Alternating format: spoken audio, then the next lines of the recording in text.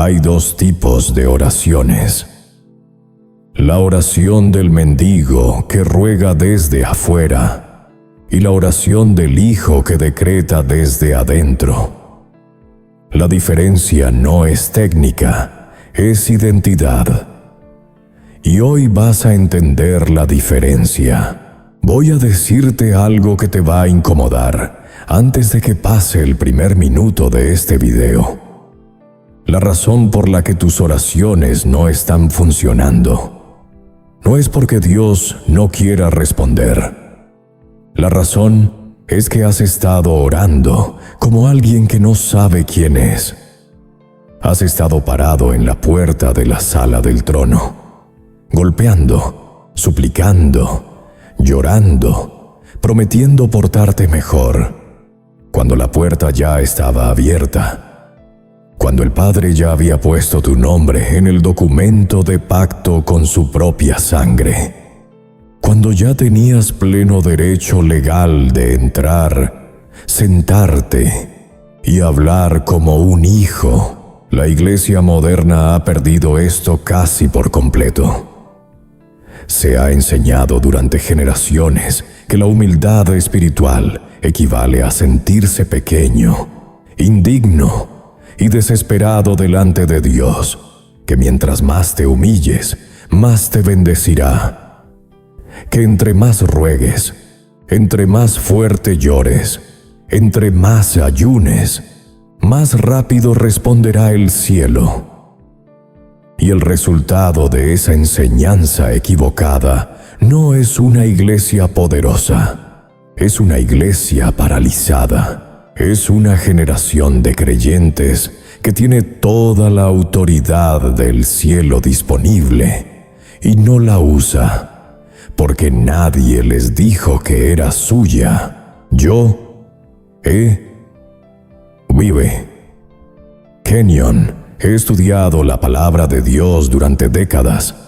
He predicado por todo el mundo. Y te digo hoy con toda la autoridad que la Escritura me da, hay un secreto que la iglesia moderna ha perdido por completo.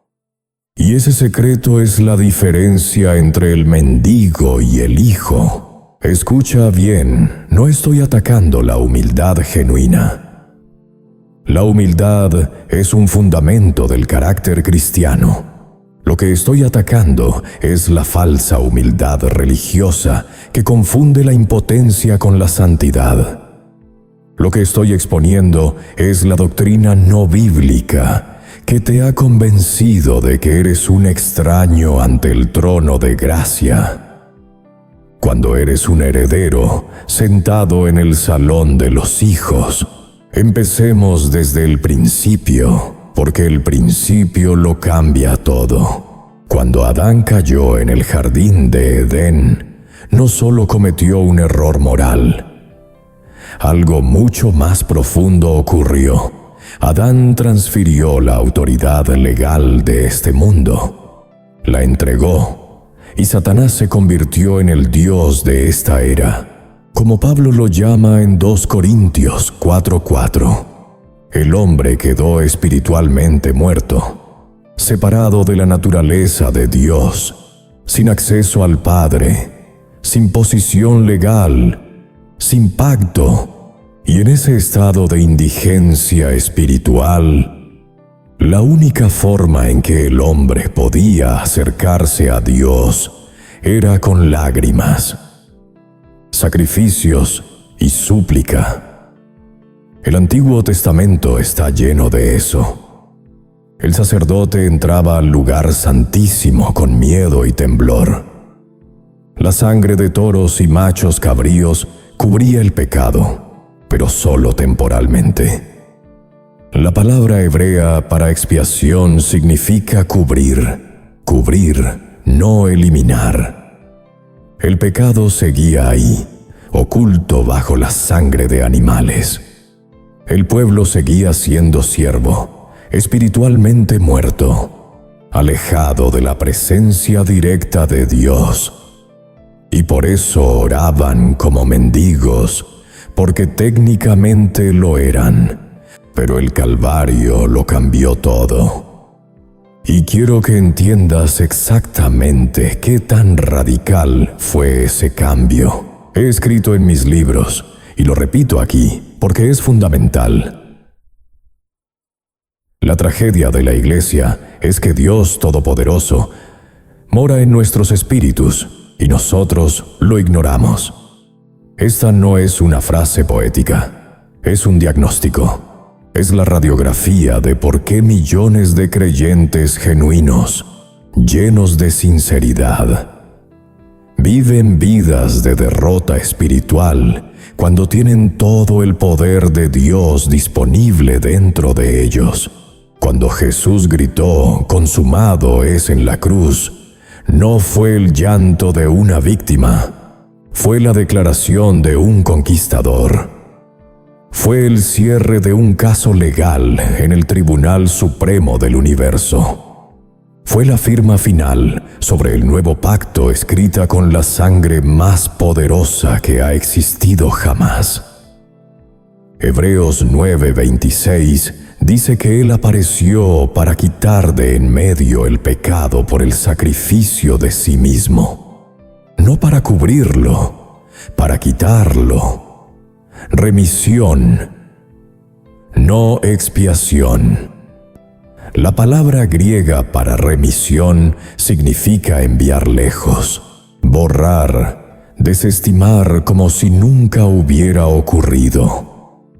En la mente de Dios, tu pasado no existe. Eres una nueva creación. Ahora necesito que te detengas y proceses eso. Porque si en la mente de Dios tu pasado no existe, ¿por qué sigues cargándolo contigo cuando oras? ¿Por qué sigues acercándote al Padre con ese peso de culpa, ese sentido de inferioridad, esa voz que te dice que no eres suficiente, que fallaste demasiado, que Dios está cansado de ti?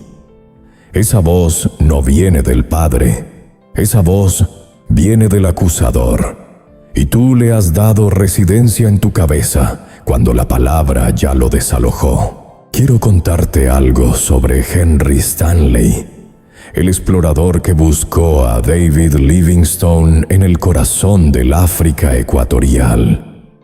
Esta historia me la enseñó el estudio del pacto de sangre primitivo, y es la ilustración más poderosa que conozco para explicar la diferencia entre el mendigo y el hijo. Cuando Stanley viajaba por África, encontró una tribu guerrera y poderosa. Él era débil, sus provisiones estaban agotadas, su salud era precaria. No tenía capacidad de luchar contra ese jefe tribal. Su intérprete le dijo: hay una sola manera de que sobrevivas. Debes cortar el pacto de sangre con el rey. Stanley se resistió. Le parecía un ritual pagano, pero desesperado, aceptó. El ritual exigía un intercambio de posesiones. El jefe miró los bienes de Stanley. Vio una cabra blanca nueva que Stanley traía consigo. Stanley necesitaba esa cabra. Era su fuente de leche y nutrición en la jungla. Representaba su sustento vital, pero el rey la quería, y Stanley tuvo que entregarla. A cambio, el jefe le dio su lanza de cobre de 2 metros. Stanley pensó que había perdido en el trato. Había entregado un animal vivo por un pedazo de metal. Creyó que lo habían engañado, pero estaba equivocado. Mientras Stanley viajaba por la jungla en los días siguientes, notó algo extraordinario. Cada vez que encontraba otras tribus hostiles, cada vez que guerreros armados bloqueaban su camino, no tenía que pelear. Simplemente levantaba la lanza de cobre. Y al instante, los guerreros se inclinaban, traían comida, abrían paso, porque esa lanza no era un pedazo de metal, era el símbolo del pacto, era la marca de pertenencia al hombre más poderoso de esa región. Cuando los guerreros veían la lanza, no veían a Stanley, veían al rey. Este es exactamente el cuadro de lo que ocurrió en el Calvario. Dios y la humanidad intercambiaron posesiones. Jesús tomó lo nuestro pecado, nuestra enfermedad, nuestra pobreza, nuestra muerte espiritual, nuestra condenación, y nos dio lo suyo, su justicia, su vida, su nombre, su autoridad, su acceso al Padre, su posición sentada a la diestra del poder. En 2 Corintios 5:21 está el resumen legal de ese intercambio. Al que no conoció pecado, por nosotros lo hizo pecado, para que nosotros fuésemos hechos justicia de Dios en él. Nota el intercambio. Él se hizo pecado. Nosotros nos hicimos justicia. Esto no es una figura retórica, es un hecho legal.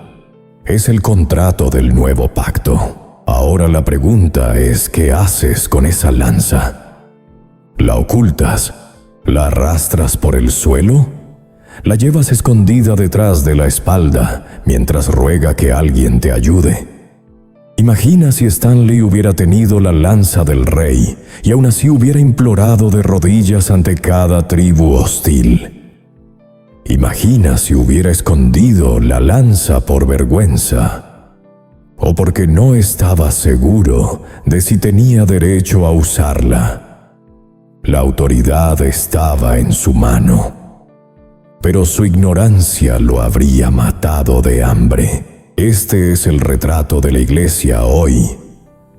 Tenemos el nombre de Jesús, tenemos la palabra de Dios, tenemos al Espíritu Santo morando permanentemente en nuestros espíritus, y seguimos clamando, «Oh Dios, por favor, haz algo», y el cielo responde,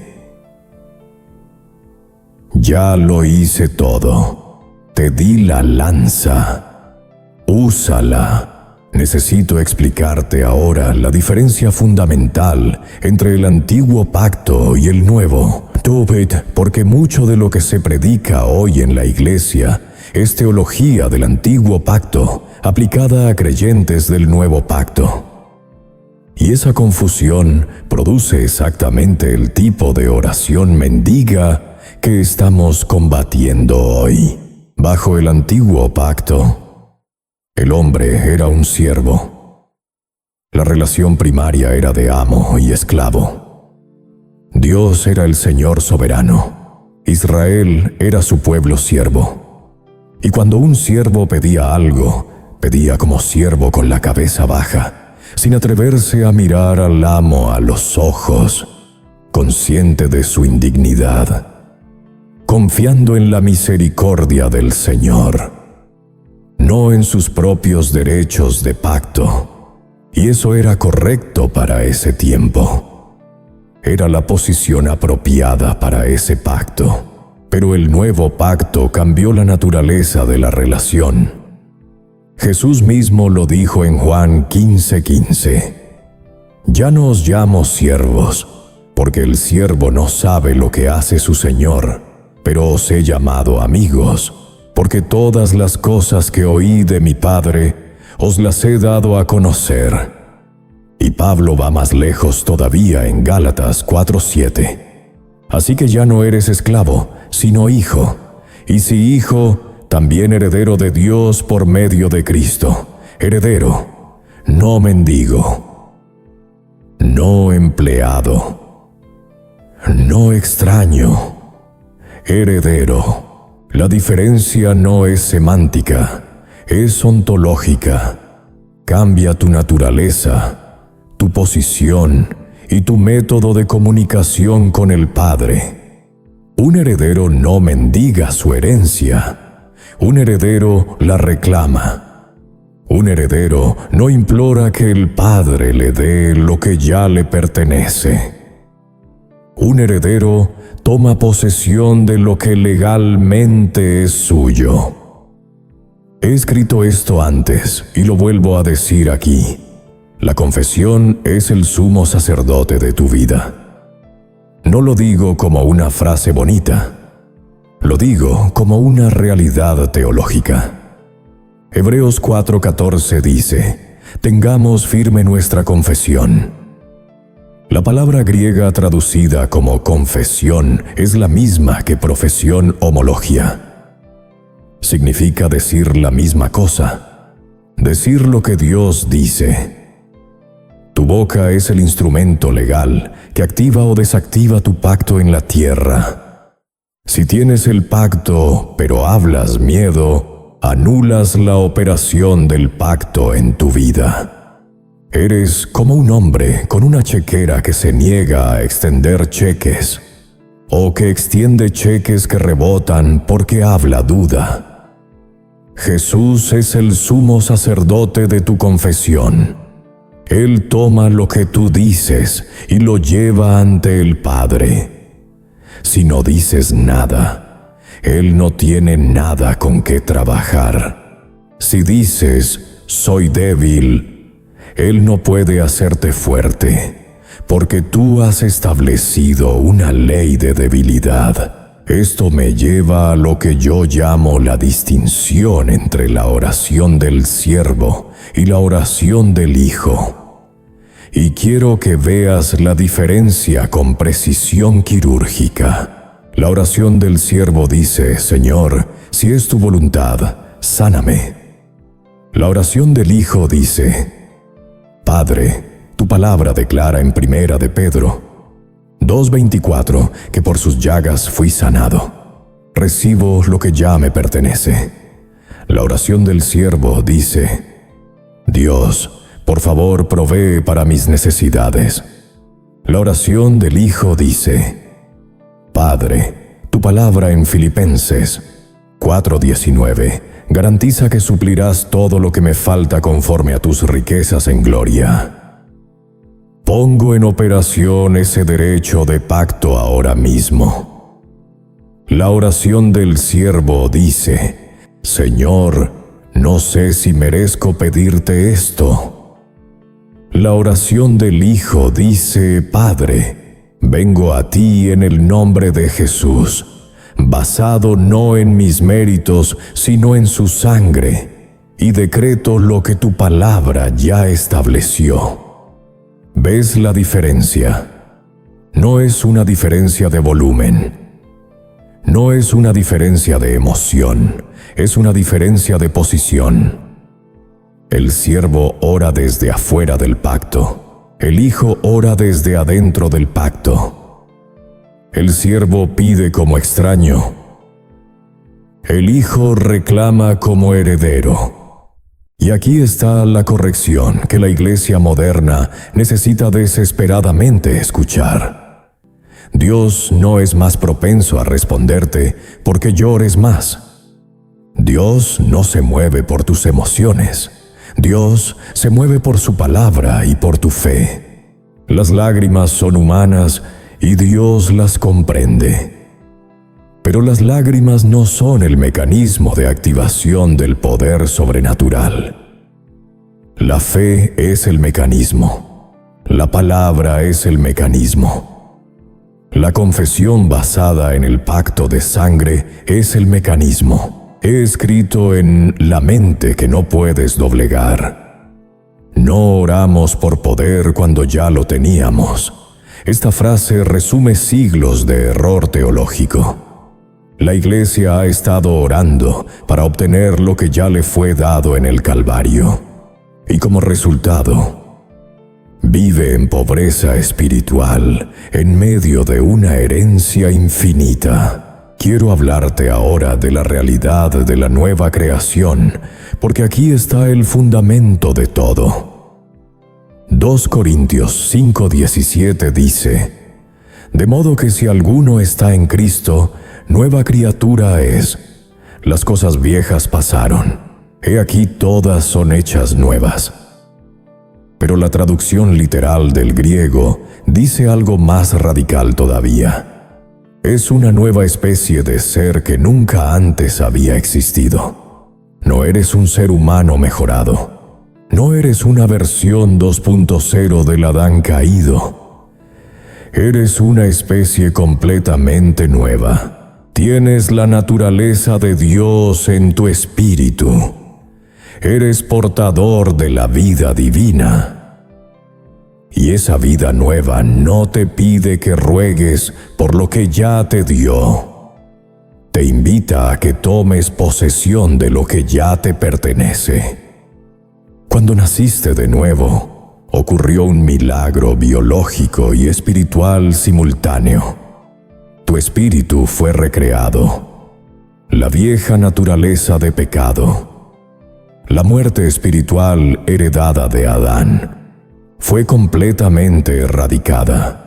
En el momento en que el Espíritu Santo vino a morar en tu espíritu, se convirtió en su cuartel general eterno. Primera de Juan 4:4 lo declara: mayor es el que está en vosotros que el que está en el mundo. El que está en el mundo es Satanás. El que está en ti es el Espíritu Santo, el mismo Espíritu que entró al sepulcro de Jesús.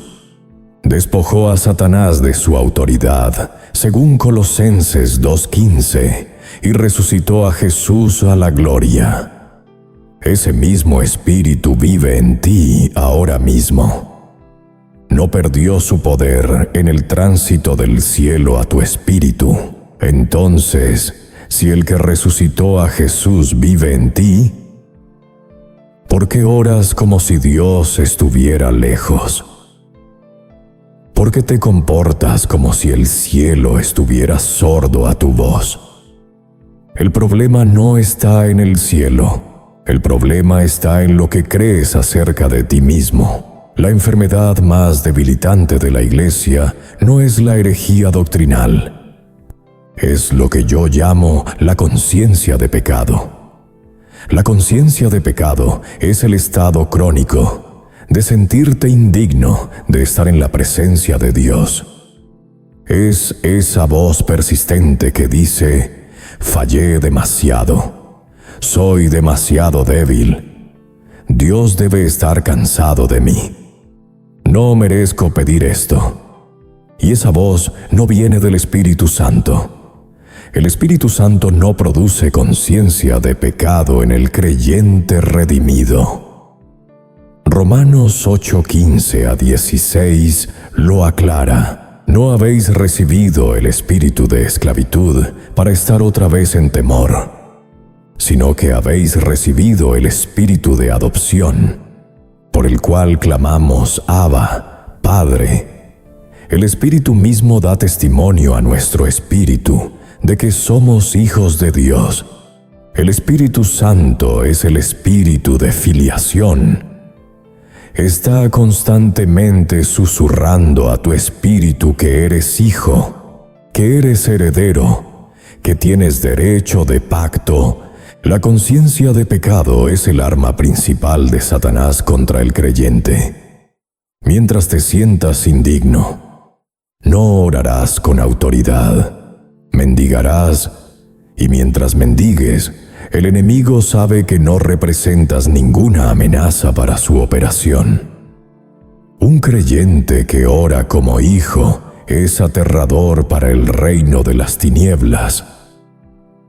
Un creyente que ora como mendigo lo entretiene. Permíteme hablarte ahora de la justicia como posición legal, porque esto es el corazón de todo. 2 Corintios 5:21 lo dice con una claridad que debería sacudirte. Al que no conoció pecado, por nosotros lo hizo pecado, para que nosotros fuésemos hechos justicia de Dios en él. Nota, no dice que seríamos perdonados. El perdón cubre lo que hiciste. La justicia cambia lo que eres. No eres simplemente un pecador perdonado. Eres la justicia de Dios en Cristo. Es una posición legal, no un logro moral. Es tu nuevo estatus ante el tribunal del universo. Primera de Juan 4:17. Lo dice de una forma que la religión trata de moderar, porque es demasiado radical para el pensamiento religioso. Como Él es, así somos nosotros en este mundo. No como Él era en su caminata terrenal. Como Él es ahora, en su gloria, a la diestra del Padre. Como Él está ahora. Así estamos nosotros en este mundo. Esta no es blasfemia. Esta es la Biblia. Es la declaración de Dios sobre nuestra posición legal. Y si somos como Él es, si somos la justicia de Dios en Cristo, entonces tenemos el derecho legal de pararnos en la presencia del Padre sin ningún sentido de culpa, condenación o inferioridad. Hebreos 4:16 nos dice cómo hacerlo. Acerquémonos, pues, confiadamente al trono de la gracia, para alcanzar misericordia y hallar gracia para el oportuno socorro. Confiadamente. La palabra griega es parresia. Significa con audacia abierta, con franqueza total, sin miedo ni vergüenza. No es arrogancia. Es la actitud de un hijo que sabe que el Padre lo ama y que el pacto es irrevocable. Ahora quiero hablarte del principio de identificación, porque aquí está la base teológica de todo lo que hemos dicho. En Gálatas 2:20, Pablo lo resume de una forma que debería reconfigurar toda tu teología. Con Cristo estoy juntamente crucificado, y ya no vivo yo, mas vive Cristo en mí. Este no es lenguaje poético, es lenguaje legal. Es una declaración de identificación total. Cuando Cristo fue crucificado, tú fuiste crucificado. Cuando fue sepultado, fuiste sepultado. Cuando resucitó, resucitaste. Cuando ascendió, ascendiste. Y ahora Efesios 2:6 declara, y juntamente con Él nos resucitó. Y asimismo nos hizo sentar en los lugares celestiales con Cristo Jesús. ¿Dónde está Él sentado? Far above all principality and power. Como dice el texto original, si estás sentado con Él, estás sentado sobre ellos también. Esta verdad posicional cambia radicalmente tu vida de oración. Dejas de orar desde la tierra hacia el cielo, tratando de obtener la atención de un Dios distante. Comienzas a orar desde el cielo hacia la tierra, haciendo cumplir la voluntad de Dios. Esta es la diferencia entre el mendigo y el hijo en términos de posición espiritual. El mendigo ora desde abajo. El Hijo decreta desde arriba.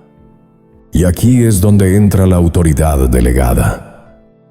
Jesús lo dijo con toda claridad en Mateo 28:18-19. Toda potestad me es dada en el cielo y en la tierra. Por tanto, id. Esa palabra por tanto es la clave. Él tiene toda autoridad y por tanto, tú vas con esa autoridad. Él te dio poder de representación. Actúas en su nombre, con su autoridad, respaldado por su pacto de sangre. En Lucas 10:19, Jesús dice, os doy potestad de hollar serpientes y escorpiones, y sobre toda fuerza del enemigo. No dijo, os daré potestad cuando sean lo suficientemente santos. Dijo, os doy. Tiempo presente. Realidad actual. Posesión inmediata. Cuando Stanley levantaba la lanza del rey, no necesitaba decir una sola palabra. La autoridad era reconocida automáticamente. Cuando tú te paras ante la enfermedad, la falta, el miedo o la opresión demónica en el nombre de Jesús, no necesitas suplicar, necesitas presentar el pacto, necesitas levantar el nombre. El demonio reconoce el nombre, la circunstancia reconoce la autoridad. Marcos 16:17 lo confirma: en mi nombre echarán fuera demonios. No dice si oran lo suficiente, no dice si son dignos. Dice en mi nombre. El nombre es el instrumento de autoridad. ¿Y cómo activas esa autoridad? Con tu boca, con tu confesión, con la declaración de tu posición de pacto. Yo he enseñado esto durante décadas y lo vuelvo a decir hoy: la iglesia no tiene un problema de fe, tiene un problema de identidad. Los creyentes genuinos que aman a Dios con todo su corazón están siendo derrotados. No porque Dios los haya abandonado, sino porque nadie les ha dicho quiénes son. Nadie les ha explicado que el mendigo murió en el Calvario y que el Hijo resucitó con Cristo. Nadie les ha dicho que la postura de mendigo es una postura de incredulidad disfrazada de humildad. Cuando te acercas a Dios como mendigo, estás diciéndole implícitamente: no estoy seguro de si tu palabra es verdad. No estoy seguro de si el precio que pagó tu hijo fue suficiente. No sé si realmente soy tu hijo o si solo soy un extraño esperando que tengas misericordia de mí. Y eso no es humildad, es incredulidad. Y la incredulidad es el único obstáculo que puede bloquear la operación del poder de Dios en tu vida. Marcos 6:5-6 registra que Jesús no pudo hacer allí ningún milagro y estaba asombrado de la incredulidad de ellos. La incredulidad lo detuvo, no la indignidad, no el pecado del pasado, la incredulidad. Ahora bien, ¿significa esto que nunca tienes emoción en tu oración? ¿Que nunca lloras ante el Padre? Por supuesto que no. El Hijo también llora. El Hijo también viene con el corazón partido. Pero hay una diferencia fundamental entre las lágrimas de un hijo que confía en su Padre y las lágrimas de un mendigo que no sabe si será recibido. El Hijo llora desde la seguridad del amor del Padre, sabiendo que es escuchado, sabiendo que el pacto es irrevocable. El mendigo llora desde el miedo al rechazo, sin certeza de su posición. ¿Y cuál es la posición legal del creyente del nuevo pacto ante el Padre? Romanos 8:17 lo establece. Y si hijos, también herederos, herederos de Dios y coherederos con Cristo. Coherederos, no empleados, no residentes temporales, coherederos. Jesús es el heredero principal y tú eres coheredero con Él. Todo lo que le pertenece a Él te pertenece a ti. Su justicia es tu justicia. Su nombre es tu nombre. Su autoridad es tu autoridad. Su acceso al Padre es tu acceso al Padre. Hebreos 7:22 añade una capa más a esta realidad legal. Por tanto, Jesús es hecho fiador de un mejor pacto. Jesús es el garante. En el mundo legal, un garante es alguien que confirma un préstamo y garantiza que será pagado. Jesús es el garante de cada promesa en la Biblia. Cuando lees mi Dios, pues suplirá todo lo que os falta conforme a sus riquezas en gloria en Cristo Jesús. Eso no es solo un pensamiento bonito, es una cláusula contractual garantizada por Jesús mismo. Si Dios fallara en suplir tu necesidad, Jesús tendría que descender del trono. Su integridad está envuelta en el pacto, por eso puedes dejar de mendigar. Mendigar implica que no estás seguro de si Dios lo hará. Mendigar implica que eres un extraño tratando de entrar, pero un socio de pacto no mendiga. Un socio de pacto hace cumplir el contrato. Quiero ahora responderte la objeción más común que he escuchado en décadas de enseñanza. Alguien dirá: pero, hermano Kenyon, Jesús mismo oró, no se haga mi voluntad, sino la tuya en Getsemaní. ¿No es eso una oración de mendigo? No, es exactamente lo contrario. Esa oración de Jesús en Getsemaní fue la oración de un hijo que conocía perfectamente la voluntad del Padre, que enfrentaba el momento más oscuro de la historia humana y que en la plena comprensión de lo que implicaba, eligió voluntariamente alinearse con el plan eterno del Padre. No era incertidumbre sobre la voluntad de Dios. Era sumisión voluntaria y soberana a una voluntad que ya conocía. El mendigo dice si es tu voluntad porque no sabe cuál es la voluntad de Dios. El Hijo dice: hágase tu voluntad, porque conoce esa voluntad y la abraza con plena confianza. La voluntad de Dios está revelada en su palabra. No necesitas orar si es tu voluntad. Sáname, cuando Primera de Pedro 2:24 dice: por cuya herida fuisteis sanados. Ya fue establecida la voluntad. No necesitas orar si es tu voluntad. Provee para mí, cuando Filipenses 4:19 lo garantiza. Ya fue establecida la voluntad. Tu oración no es para descubrir la voluntad de Dios. Tu oración es para hacer cumplir la voluntad de Dios que ya fue revelada en su palabra. Esto es lo que yo llamo pasar de la oración peticionaria a la oración de ejecución. La oración peticionaria pregunta: Dios, ¿harías esto?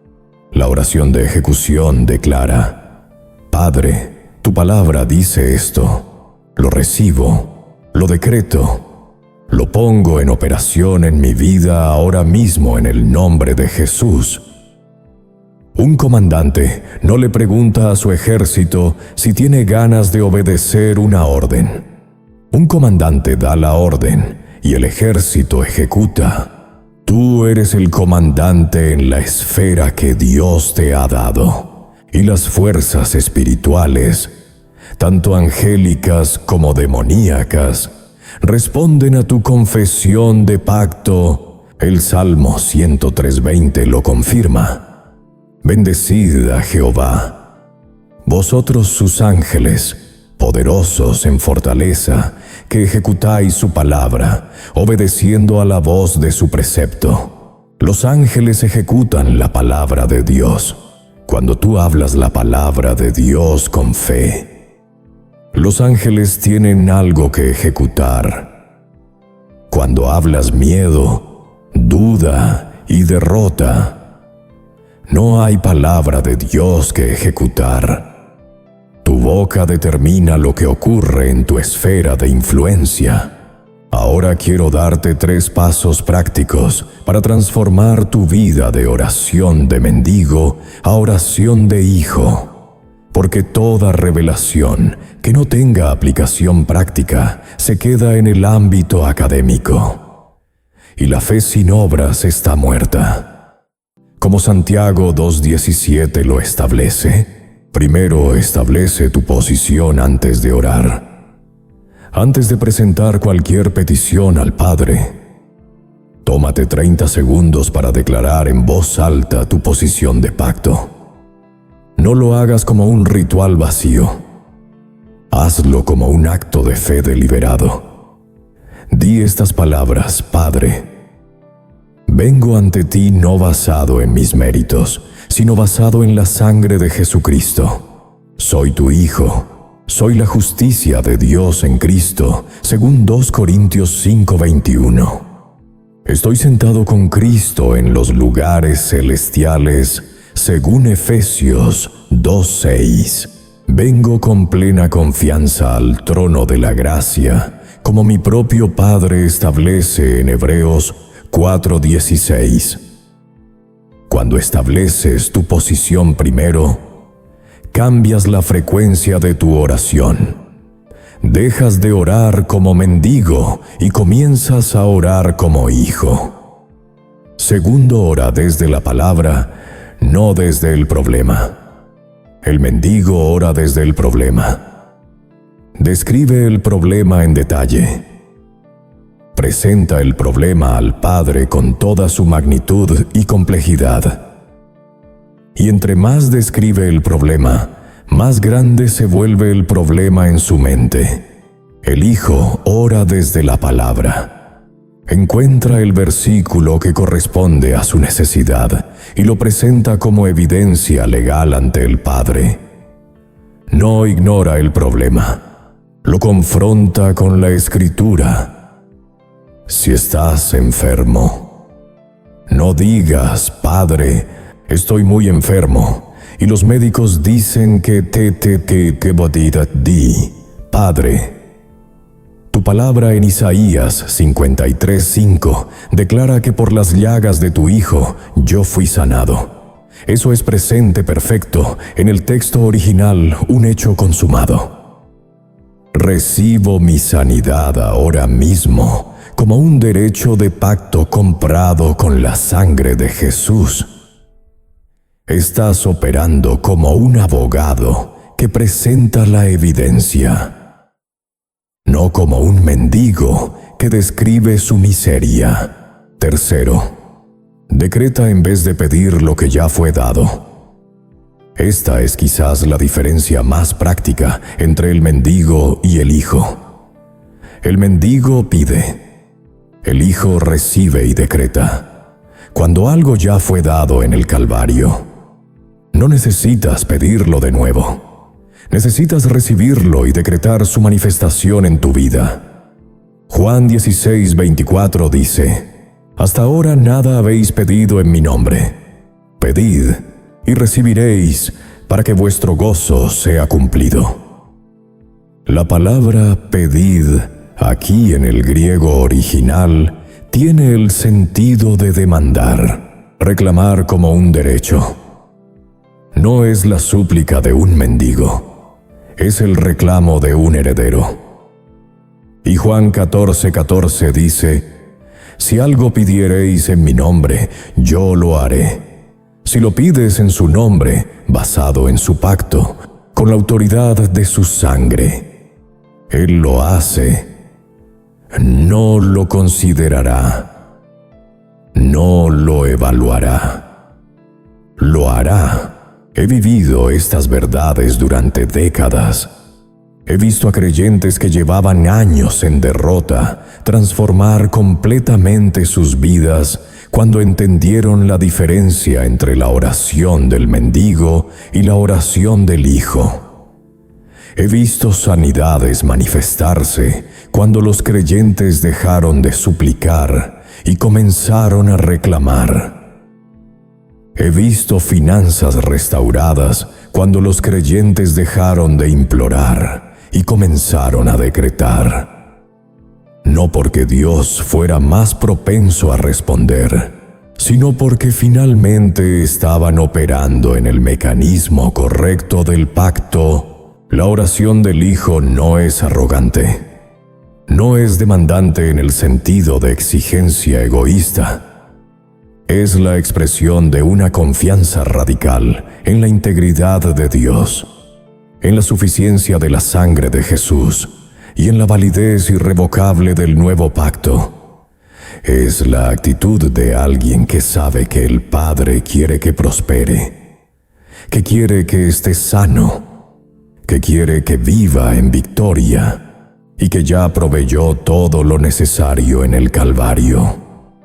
La única pregunta es, ¿lo recibirás? Romanos 5:17 lo establece de la forma más poderosa posible. Pues si por la transgresión de uno solo reinó la muerte, mucho más reinarán en vida por uno solo, Jesucristo, los que reciben la abundancia de la gracia y del don de la justicia. Reinarán en vida. Reinar es lenguaje de hijo, no de mendigo. Reinar es ejercer autoridad, no suplicar misericordia. Y nota, el requisito es recibir. La abundancia de la gracia y el don de la justicia están disponibles. El requisito no es ayunar más, llorar más o prometerse más. Es recibir.